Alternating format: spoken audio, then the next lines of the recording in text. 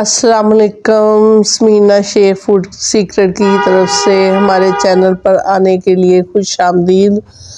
तो उम्मीद करती हूँ आप सब खैरियत से होंगे। तो आज की रेसिपी स्टार्ट करते हैं।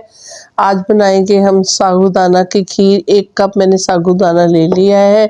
इसको धोकर मैं 1.5 कप दूध का इसमें सोक कर दूंगी। 10 मिनट के लिए हम इसे भिगोएंगे ताकि ये फूल जाए।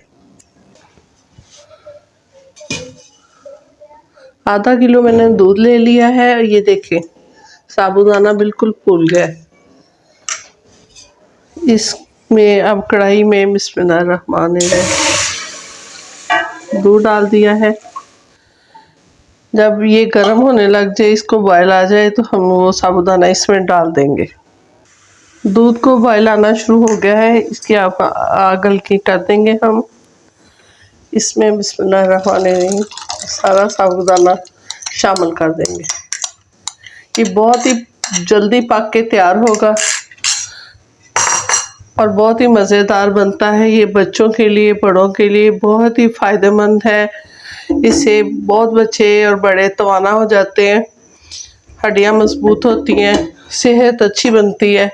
और जो कमज़ोर और लागर हैं, बच्चे भी, बड़े भी, जवान भी, वो इसको यूज़ करें। आप बना कर दें अपने घर वालों को, खुद भी खाएं, उनको भी खिलाएं। नाज़रीन ये देखें बिल्कुल खीर की तरह ये पक कर तैयार हो जाएगा। गाढ़ा हो गया है। 2 मिनट तक हम इसे और पकाएंगे। ये बहुत ही जल्दी बन जाता है। थोड़ा सा दूध और ऐड करूँगी मैं। आधा कप के करीब मैंने दूध और ऐड किया है। 2-3 मिनट पकाने के बाद जब इसमें ये देखें गाढ़ापन शामिल हो जाए, बुलबुले गाढ़े गाढ़े से आने लग जाएं, तो इसी वक्त, इसी पॉइंट पे हमने इसमें चीनी ऐड कर देनी है, आधे कप के बराबर। आपको जितनी पसंद हो, ज़्यादा पसंद हो तो आप ज़्यादा भी शामिल कर सकते हैं। ये देखिए अच्छे से गाढ़ी हो गई है। इसका दाना भी बिल्कुल गल चुका है। आप इसे चेक करके फिर उतार लें। ठंडा होने के बाद इसमें बॉल में शिफ्ट करूँगी। नाज़रीन हमने इसको बॉल में निकाल लिया है, पिस्ता डाल के डिश आउट कर लिया है। ये देखें इस तरह आप भी बनाएं, खाएं, इंजॉय करें। ये बहुत ही सेहत के लिए फ़ायदेमंद होता है।